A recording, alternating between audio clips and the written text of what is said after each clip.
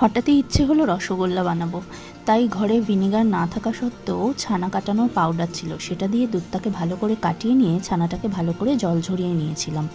এবার সেই ছানাটাকে জল ঝরানো হয়ে গেলে তার মধ্যে 1 চামচ ময়দা আর 1 চামচ সুজি মিশিয়ে তারপর ভালো করে এটাকে মেখে নিতে হবে। হাতের দ্বারা ডলে ডলে এটাকে মসৃণ করে নিতে হবে। এভাবে একেবারে স্মুথ যখন হয়ে যাবে, মসৃণ হয়ে যাবে, সেগুলো থেকে এরকম ছানার বল বানিয়ে নিতে হবে।